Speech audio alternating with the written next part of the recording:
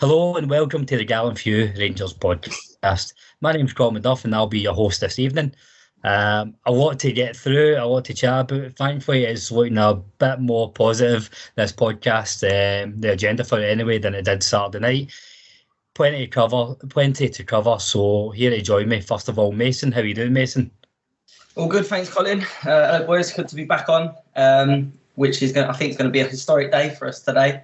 Been buzzing watching Sky Sports News, and it's definitely cheered me up after the result Saturday. So looking forward to it. Aye, and I just hope Rangers get the Rangers Twitter admin gets his finger out. Also joining us, Steve. How are you, mate? Evening, everybody. Thanks for having me on again, Colin. Yeah, I'm actually starting to get into the kind of panic stage again because it's not been announced. So I've kind of had the lows of the weekend to the highs of today, and now starting to kind of get a bit low again unless Rangers get their finger out, to be honest.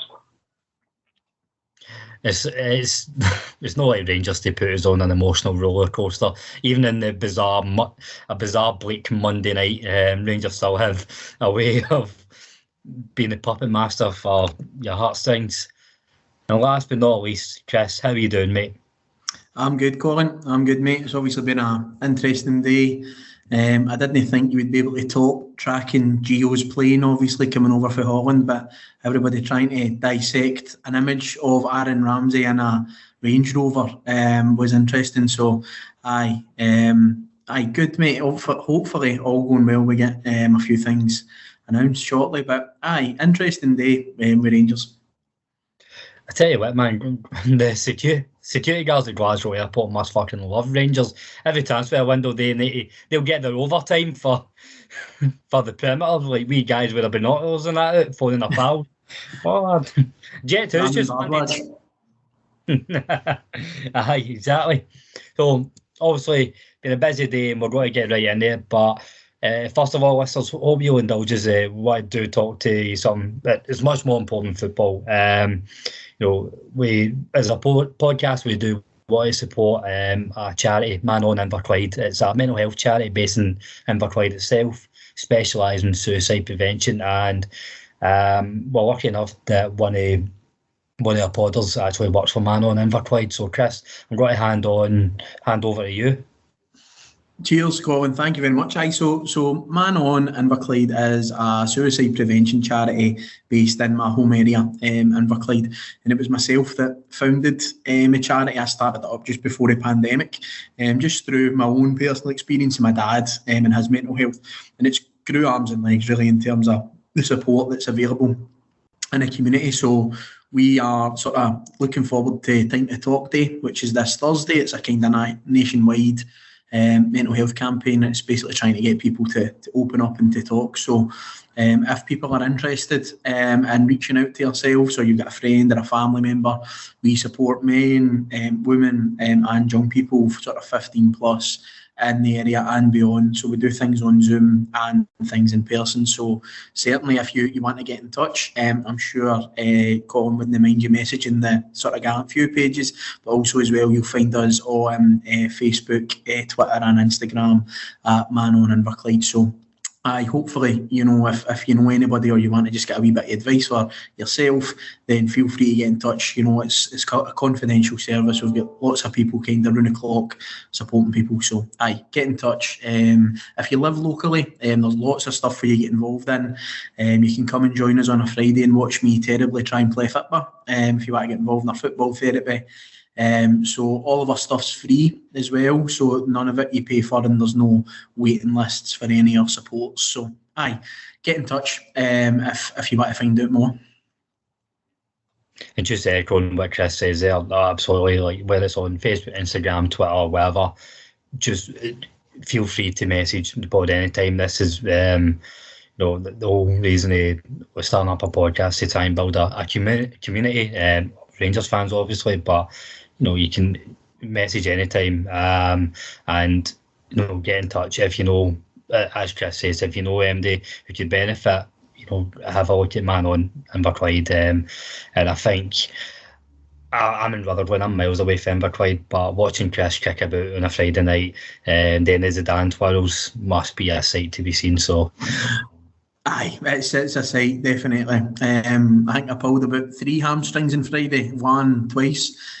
So, it's definitely good digging out the old boots, but it's a mixture of people, but effectively it's football for me is something that can just act as, a barrier for, removing those barriers for people. It removes everything. It can bring people together, whether you're watching it or you're playing it. So, for me, it's massive. So if you want to come get a kick about, it's on a Monday and a Friday, but I only play the Friday, so... No, and massively on you, Chris. It's a really important line of work that you do, and it's I'm sure over the last 2 years we've seen how important charities like Man On are, and you'll know firsthand how much a difference you make. So I'm sure I speak on behalf of the boys and saying thanks and well done for the help you give to everybody. Appreciate it. Thank you very much, Colin. Thank you. It's been busy, but we want to support people. That's what we're here for.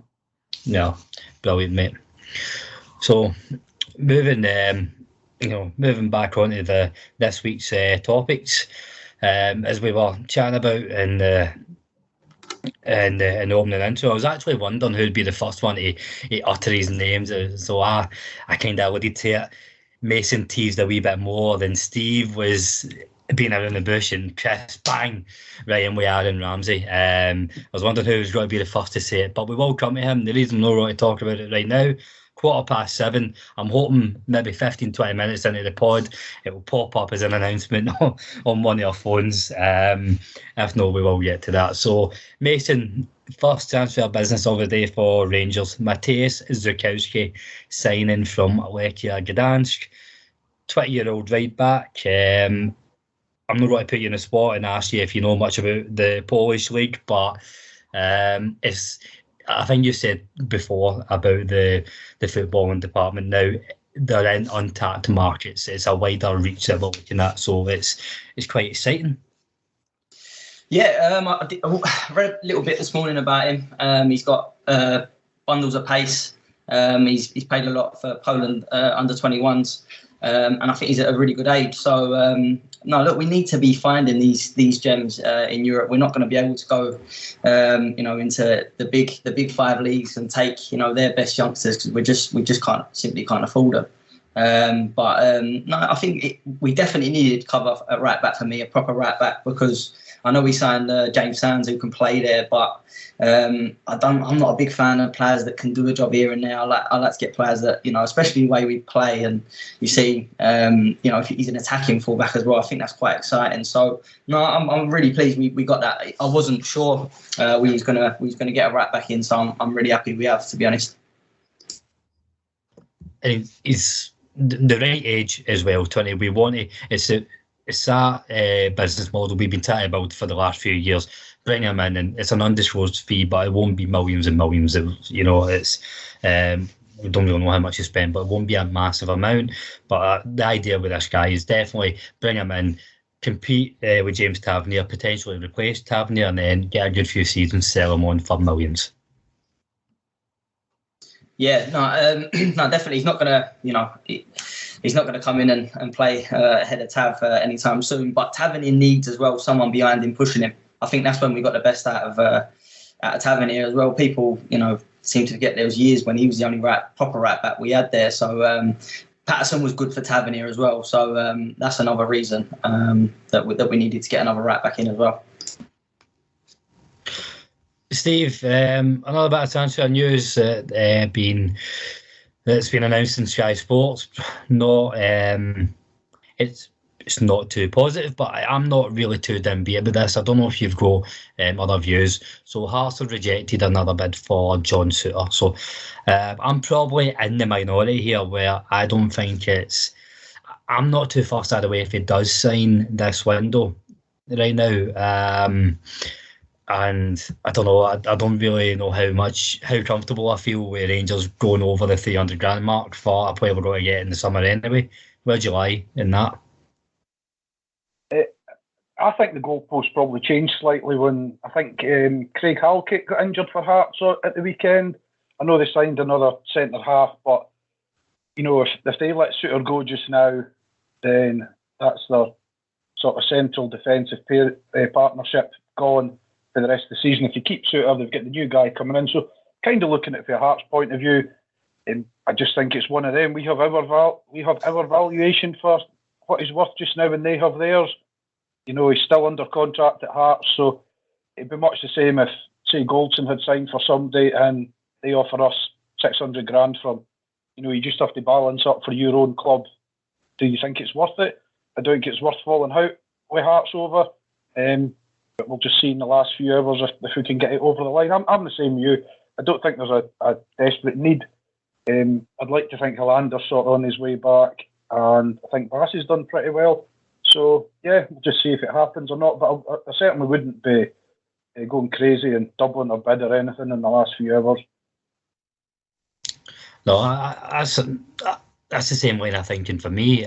Hollander, he shouldn't be too far away. I mean, if he's too far away, then we do have bigger issues. And with no disrespect to John Suter, if we were ever to lose Hollander long term, it's a higher calibre centre half than John Suter. We need to replace him. But also Leon Balogun's back.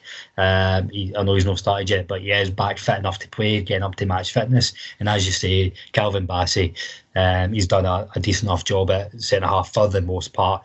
We welcome on here Ross County later on to bring us all back down to earth. But no, I don't think it's the worst thing in the world for me if John Suter doesn't sign.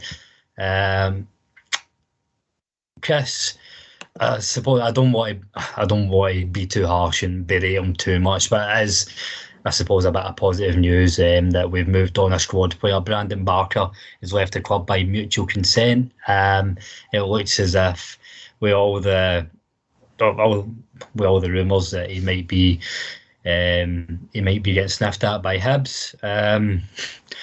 He's always going to go down as a bit of a joke figure, he is, but it's the best move for all parties, isn't it? Without a doubt, I don't think he's ever really jumped to me as somebody you're screaming to kind of get in the team. It's just not worked for him.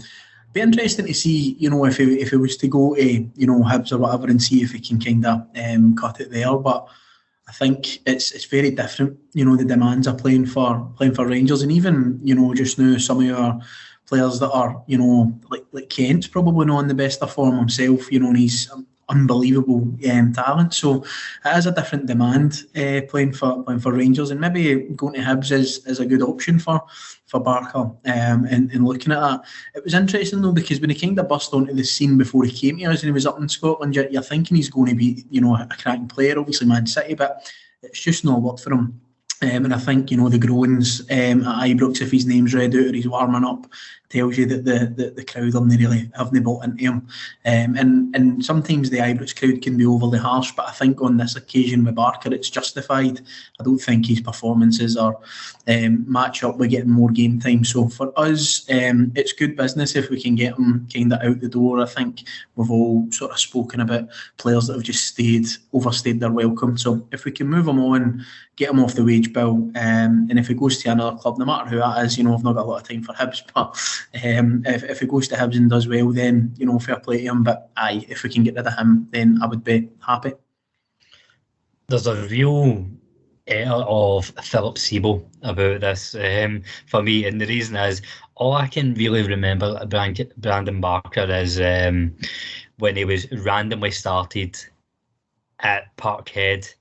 And he actually done okay. Like, it was we done a lot of chasing the ball that game, but we got the result, and his job was just to press. And I remember Walter Smith, when he first came back, out the blue started Philip Sebo up front in Parkhead, and he absolutely battered the Celtic defenders. And that's probably my only real highlight of Philip Sebo, other than the deflected Chelsea goal. But it was a friendly, so it doesn't count. But as you say, all the best to Brandon Barker, but it's the right move.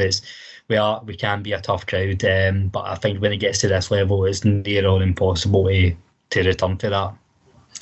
I know, I agree, and I think one thing I thought with Barker actually might have worked out for us, particularly under Gerrard, was when you're talking going away to these kind of tougher away grounds in Europe, and kind of going on the press, similar to what we saw kind of Middleton Day actually at different points, but even that didn't really materialise for him. He did okay, obviously in that Celtic game, but it's not worked out for him overall at Rangers. I think that's probably been kind to him actually, to be honest. Yeah. So we've managed to kill about 15 minutes and no announcement, boys. So we're just I'm going to put my neck in the line here, and because of how much momentum this has gathered and the reports that's came out, and that boy Fabrizio, who fucking knows everything, I don't know why he doesn't pick the lottery numbers. He's said it's happening. So Mason, I'll start with you. Aaron Ramsey, what the fuck's going on? How are we even linked with Aaron Ramsey? I don't know. Saying this morning, I see it early doors, 7:30, 8 o'clock on Twitter by an Italian account, and I just thought, deadline day, nonsense. And then I think that Fabrizio about 10 o'clock, he tweeted that there was some interest, and then you're starting going, oh, hold on a minute.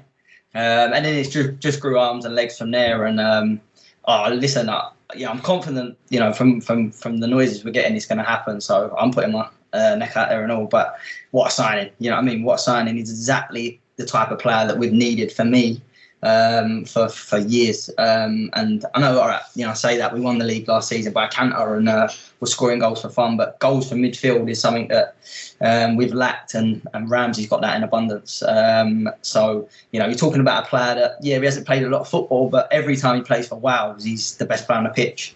And you look at his career that he's had at Arsenal, and for me, he gets into nearly every team in the Premier squad in the Premier League, apart from Man City and Liverpool. I think everyone else would have it. So that's the type of player that we're getting, and you can't help but be excited by that. Steve, you made quite a funny point before we started recording about where does he fit in the team. He fits in fucking anywhere, really, doesn't he? Well, yeah, so when I first got a text about this morning, sorry for the bad language, but I replied, fuck off, was the only thing I said. I didn't even give it the time of day. And I was actually had quite a busy day at work.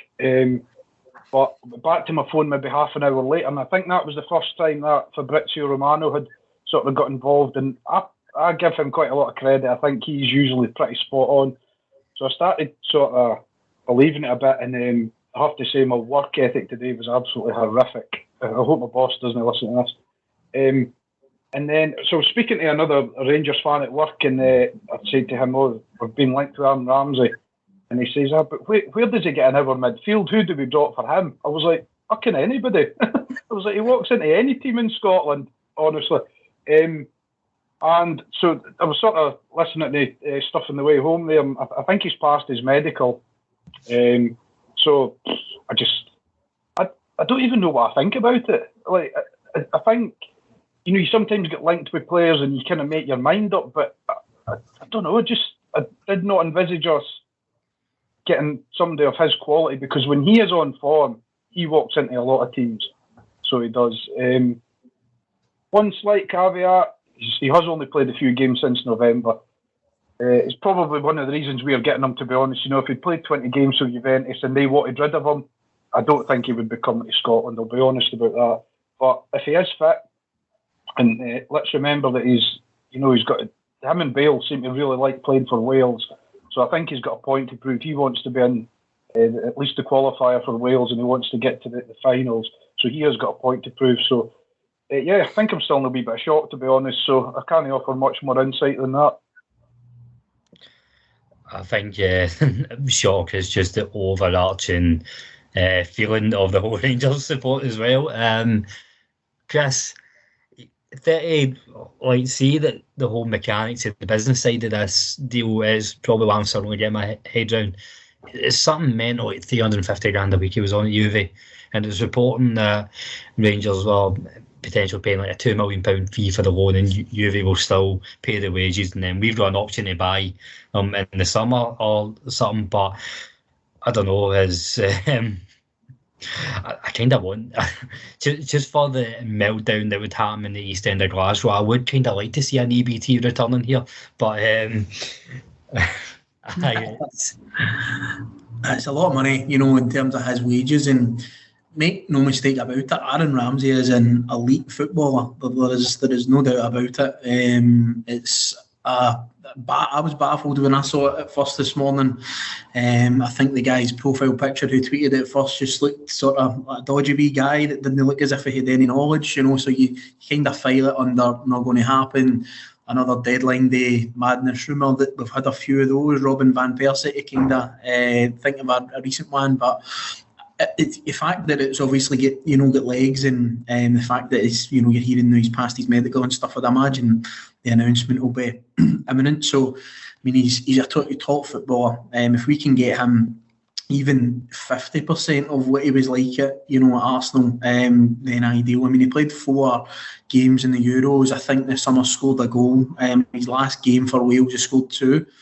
So he's obviously still. I mean, he's still got all the ability in the world. He's just obviously, as Steve said, the injury. The injuries he's had and where it's been. Juventus might not be the best place for him. It might not be fitting over there or for whatever reason. So bringing him obviously back over to the UK and getting him here, for me, he slots into probably most midfields in the country, and I'm including the Premier League in that as well, on his game. By all accounts, he's potentially knocked back a couple of opportunities to go back into the Premier League. So top player. It's a strange one because it's right out of the blue, but I think a deal like this doesn't happen sort of overnight. So it's clear, obviously, Ross Wilson's maybe been working on this for a wee bit. So no, I'm delighted if and when it goes over the line. I just don't want to jinx it, obviously, but it looks like it's going to happen. But no, excellent. And I think we've all been kind of, at different points crying out for more goals from midfield. And that is certainly what Aaron Ramsey will bring you any midfield. I had to laugh. I'd heard something on a phone in, and the guy was questioning, if he could play in Scotland, and you're just thinking, I mean, that's just unbelievable. He can play here without a doubt, and it's a good move for him because he's obviously got the World Cup qualifiers coming up, as Steve touched on. And obviously Scotland potentially is one of the opponents that he could face. So brilliant move for the club, and hopefully announced shortly. A wee bit of pee came out there because I got a notification from Twitter on my phone, and it was just somebody retweeting some of the brilliant replies that's been going to John Hartson today. John Hartson, for some reason, he was talking about he single-handedly rattled Rangers for years or something. Fucking idiot.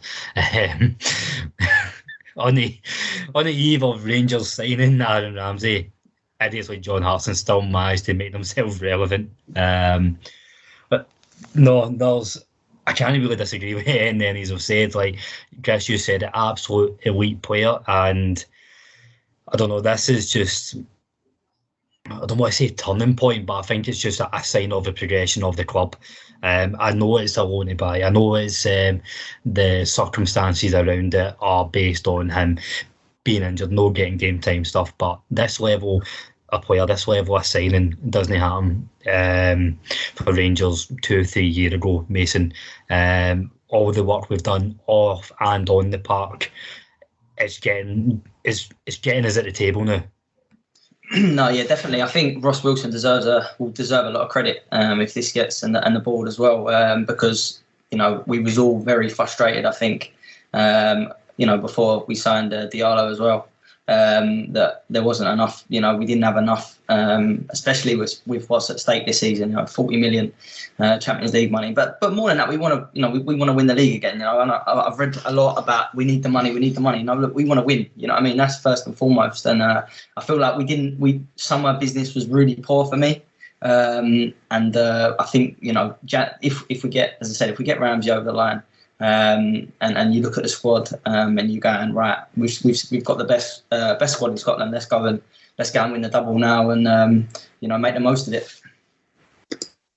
So on this, and we're going to touch on the Celtic game, but I do want to bring us back down to earth. I've seen a lot of people already talk about, listen, we're going to scud them on Wednesday night with Kamara and Ramsey in the middle of the park.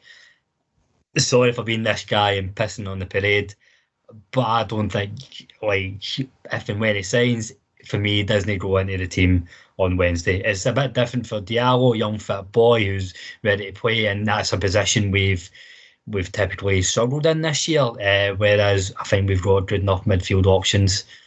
Any objections to that?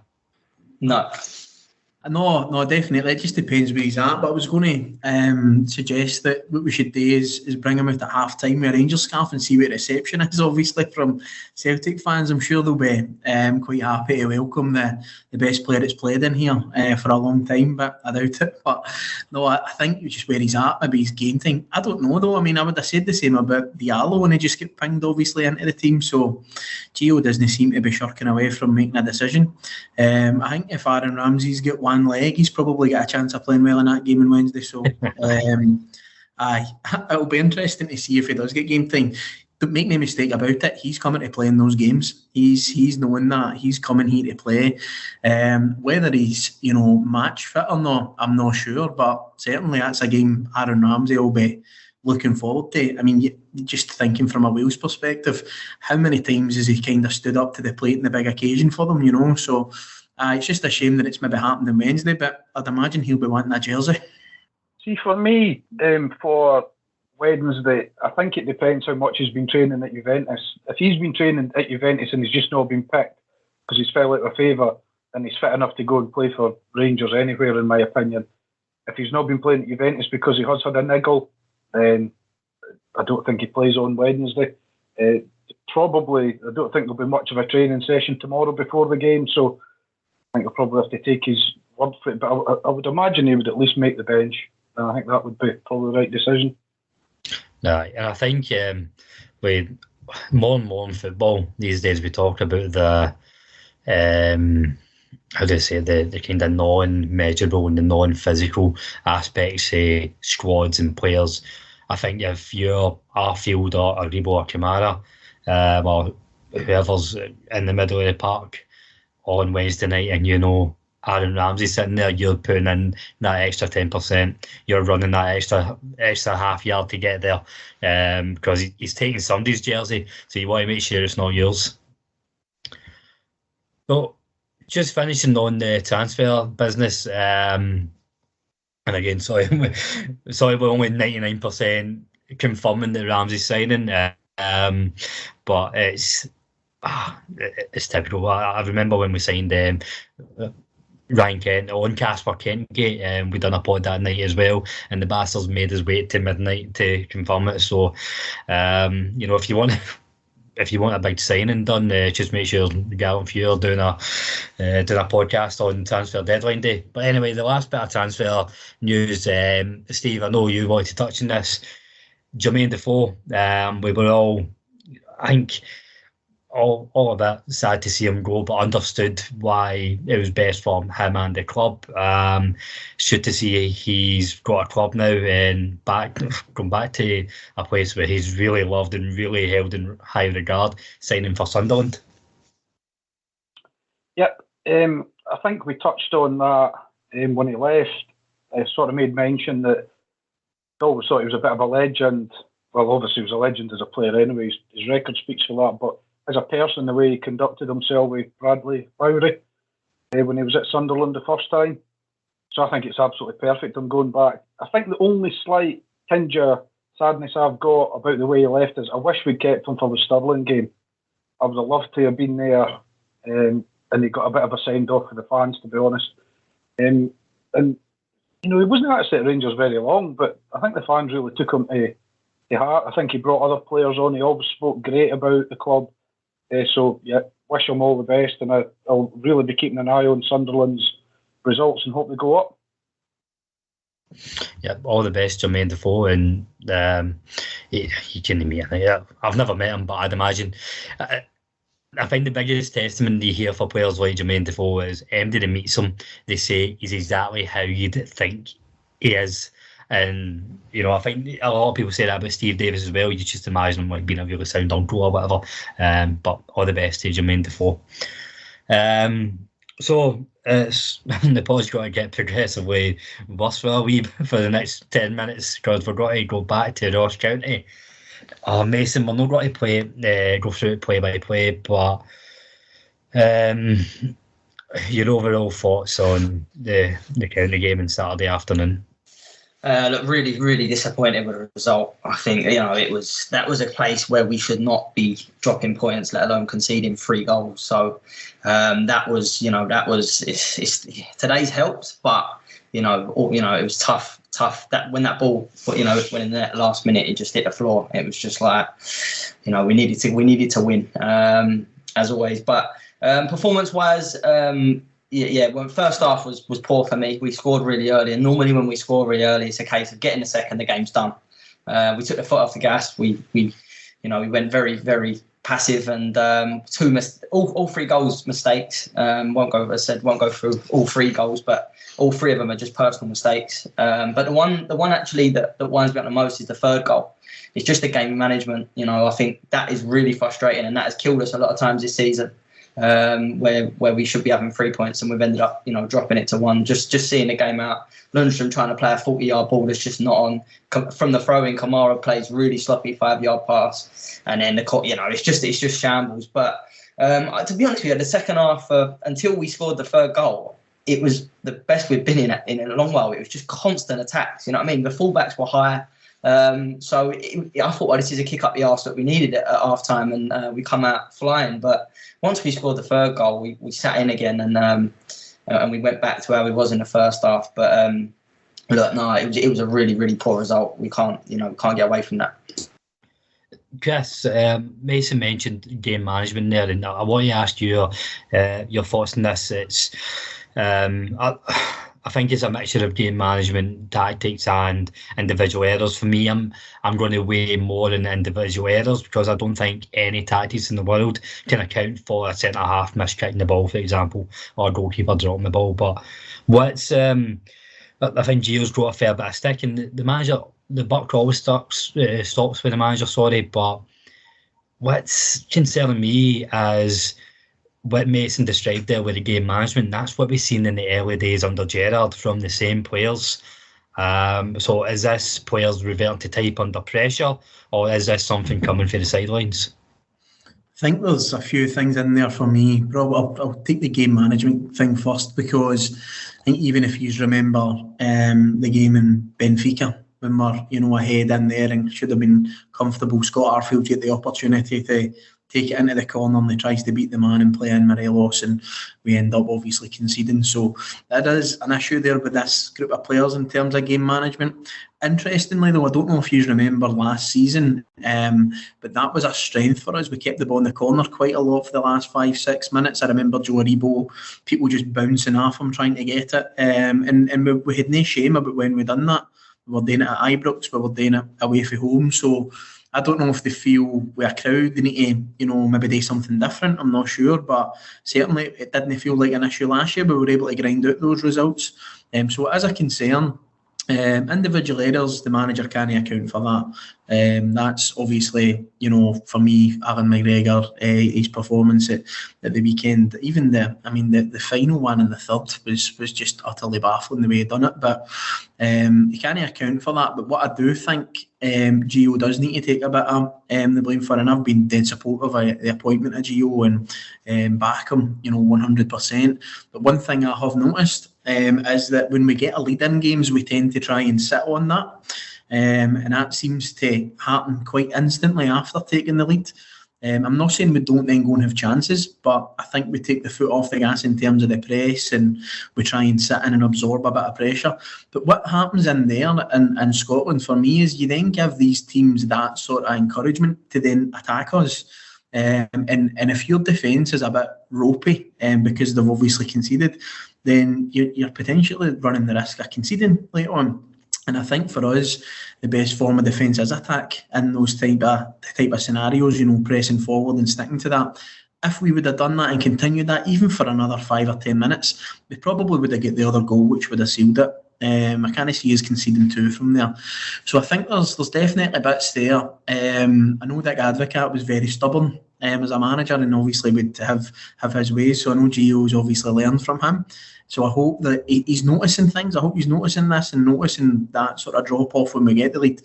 In Scotland, we should definitely be, in that case, pushing forward. I did say on a podcast that I thought it was going to be tricky at different points. I don't know why I just had that sense, but I did you're say... a fucking jinx, so you're a jinx. I know.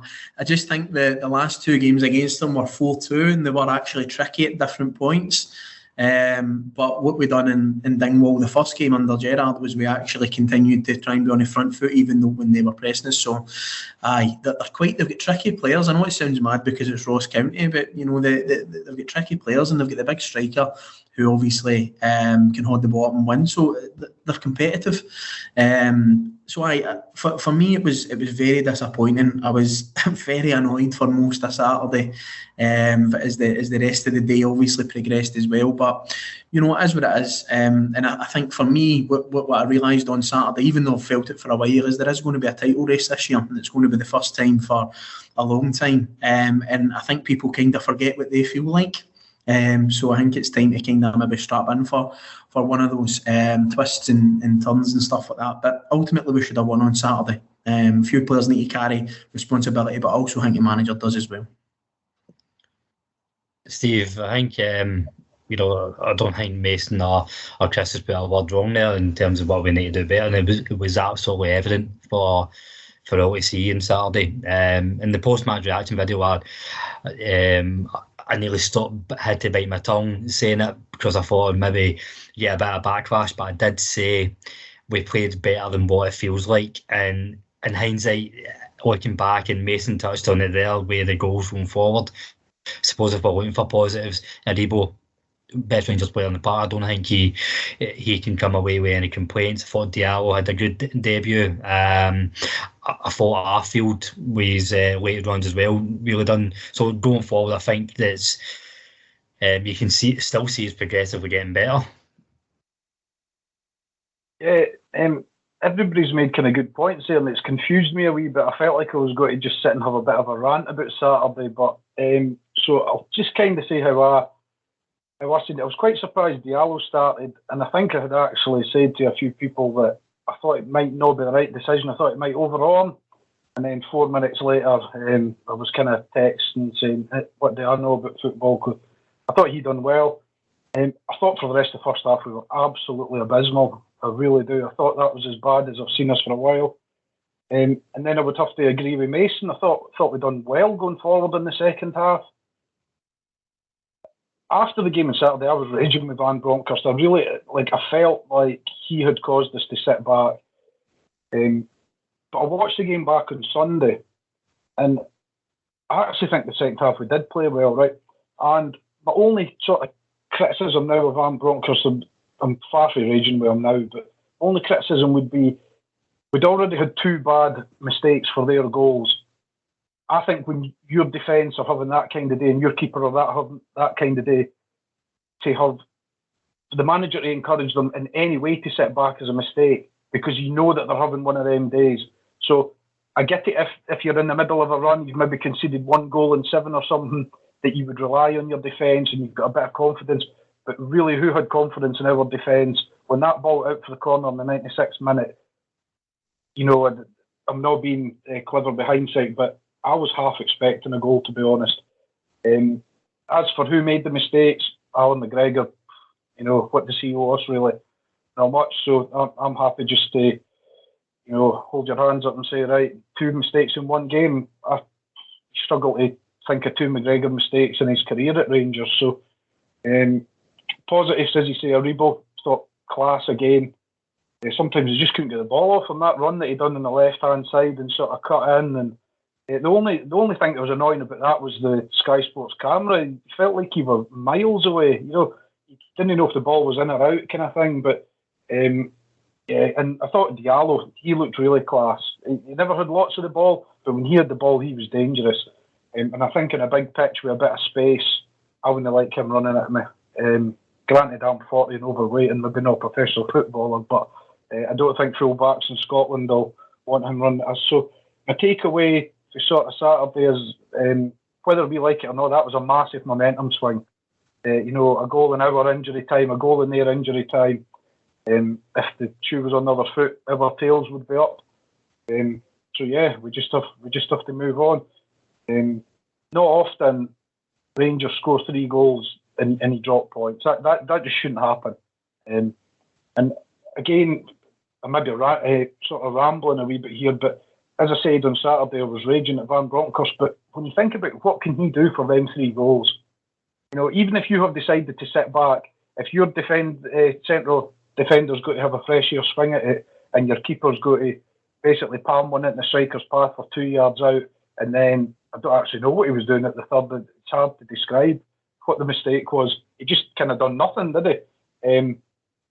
It doesn't matter what your tactics are. If your players are doing that, then you're onto a bit of a loser. So I suppose I've calmed down a bit. And as I say, when I rewatched it on Sunday, some of the attacking play going forward in the second half, again, sliding doors moments. Roof hits the post. If that clips inside the post and goes in, we're 4-2, and we've came away, with the 3 points. And yeah, as Chris said, we're in the title race, and we just have to get used to it.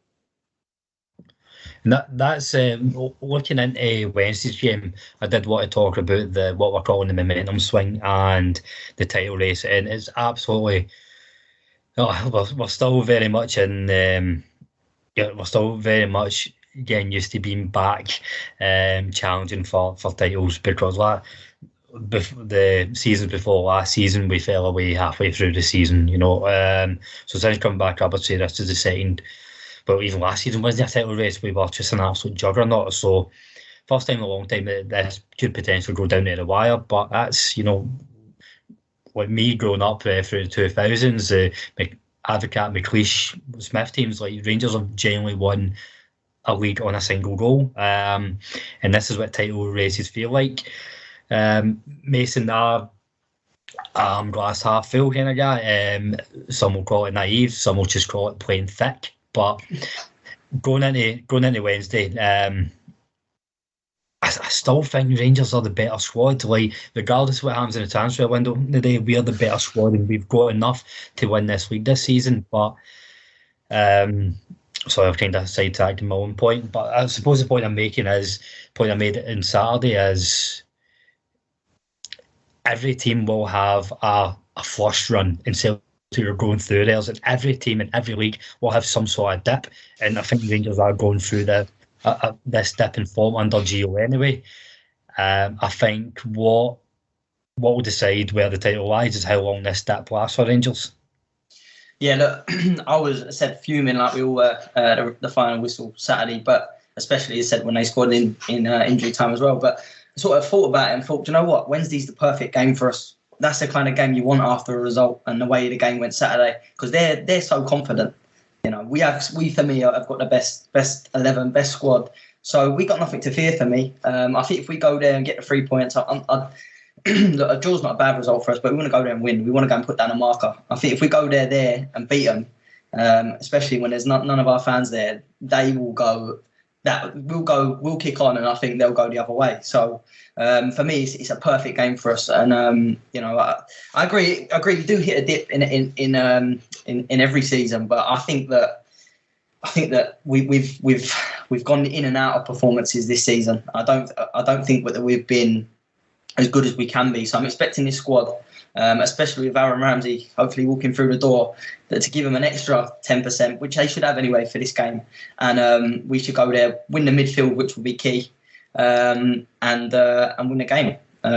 So Rebo Saturday, I don't know how they're going to deal with Rebo. I just watch him in a minute, and he's just he's class. And I think we've got to go there and get him. I'm a little bit worried the way that Gio sets up a little bit. I hope he doesn't say to them, go on and have a go at us, and we'll sit in for an hour and try and pick them off, because that will suit them, because they're fast starters. You know what I mean? So if they they normally tie a second half. So, but I think if we go and get the goals early, go and get a couple early, or threaten to get a couple early, I think we'll win the game. So I'm looking forward to it, and just adding to that, I hope that Diallo starts as well. I think that looks like a really good signing.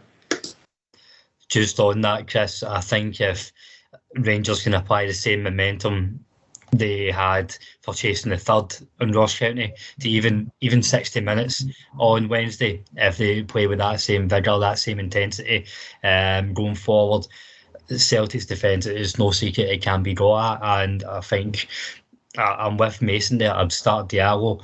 Kent's been off the boil, but it's frustrating at times because you know what he can do. He might not kick his ass against Ross County, but you know he can play against Celtic. So I'm no worries that Rangers will score on Wednesday. Without a doubt, I think this group of players, we owe it to them that they've shown us in these performances for years now that they're going to get the better of Celtic. So we need to give them that sort of confidence for ourselves to them that they're going to do it. There's not going to be any of our fans there. So for me, I'm confident that the players will be able to get themselves over the line and do a job there. They've obviously done that for the last couple of years after the heartbreak of the cup final. And I think personally, I agree with Mason in terms of I don't want us to sit in and soak up the pressure.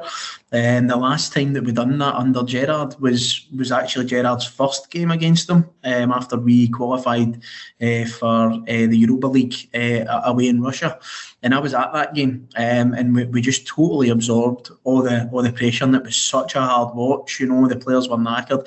We only narrowly got beat, but certainly it wasn't how you want to be doing that, and I hope that isn't the case as we progress in the game, obviously on Wednesday.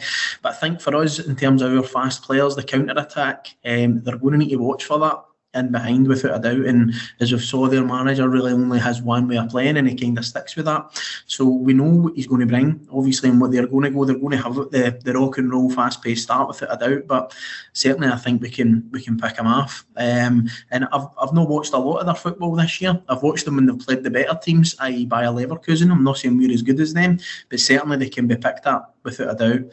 And I agree with, although they score goals in injury time, I do agree from the sort of 60 minutes onwards that certainly the intensity drops. So it'll be interesting. I think it'll be quite tactical from our point of view. I think Gio will try and put that in place in terms of trying to match them and get the right tactics in place. But if we can catch them on a counter attack and take our chances, then I think we could have a good night on Wednesday. I certainly don't fear them, and that's based on the last few years of getting the results. And I think there's wee bits of similarities in the Ryan Jack game where we scored at Ibrox and we put everything into that game, and we won, and then we come back and sort of we never done so well after that. So even if the result doesn't go our way on Wednesday, as I said, it's a title race. There's still 14 games to go. So there's a lot of twists and turns, but I think if we can get a result on Wednesday, it'll be more than just the 3 points. I think it will be a marker for moving forward. But they'll be confident, but I think our players will be as well. Steve, what Chris was talking about there, about no fear in Celtic, what has given me confidence is this same core group of players who they not only don't fear Celtic, they do have that contempt for them. They raise their game against them, and I think the games where Rangers have struggled this season are games where we've wholeheartedly expected to win.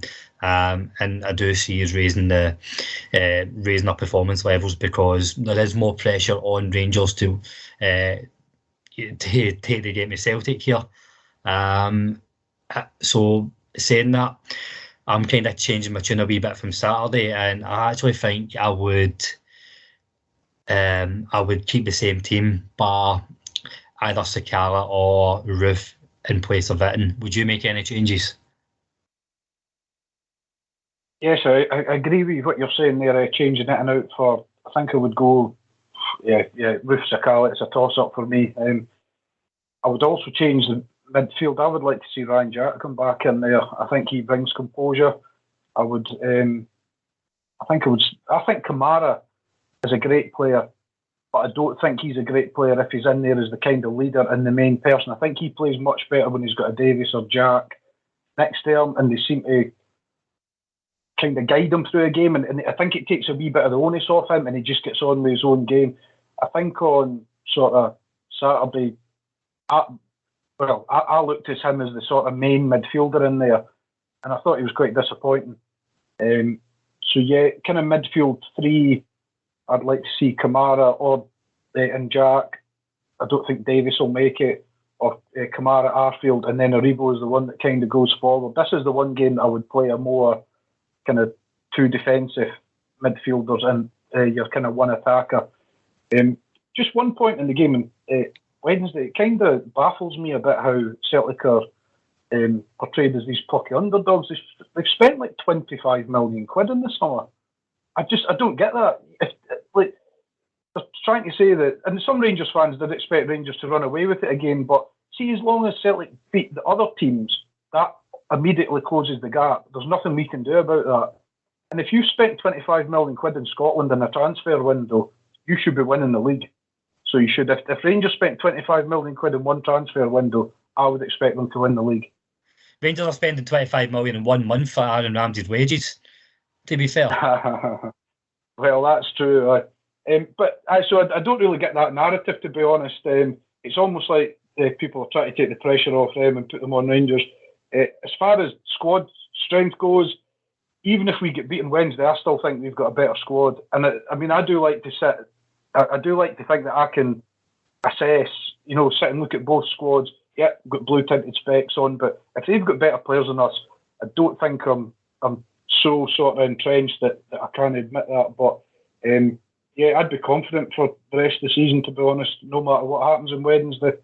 And yeah, I think replace it in and Kamara, Jack, Aribo midfield, and I think they can go there and do a job. There we go, listeners. We went through the highs of signing Aaron Ramsey to, the low of Ross County and back up to beating Celtic on Wednesday and going on to win the league. So I think that's as nice a place as any to finish up. Thank you all for listening as always. And just to echo what we spoke about at the start, get in touch with Manon and Inverclyde if anybody's struggling, where it's just a bad day or a bad year, or you know somebody who's who could be using some help. Get in touch with Manon, message the podcast. DMs are always open for anybody. So all that's left to do is thank my 3 wonderful guests. I really enjoyed that the night, boys. I really needed to get everything out after Saturday. So I'm going to come down to these. You can say your goodbye and give me a prediction for Wednesday night as always. So Mason, thanks for joining us, mate. Yeah, no, thanks for having us. No, I'm going to go with. Do you know what? I'm struggling to pick a result. I think we'll win. I'm going to go 2-0. I'm going to go 2-0 win. I'm gonna go with 2-0. We're gonna score the first 2 goals in the first half.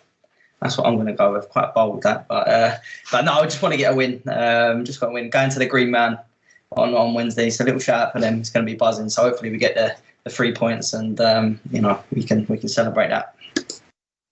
When the 90th minute whistle goes and we win, I want a video of the roar in the Green Man.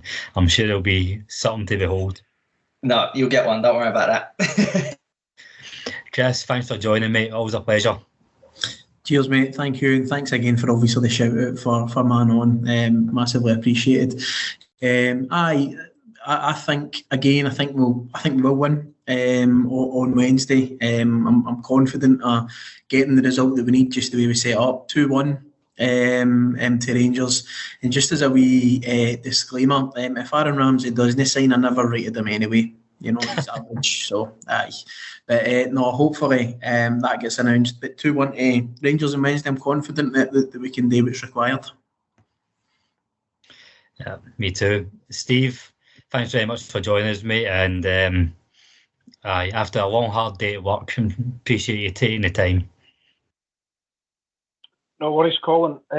Just like to take the opportunity to say thanks to likes of Chris and everybody else who works in the mental health sort of industry, because I've just recently had somebody in my family that's struggled with it, and I've never experienced it up until then. So people like him and people that work at other charities and that are a godsend. So thanks very much, Chris.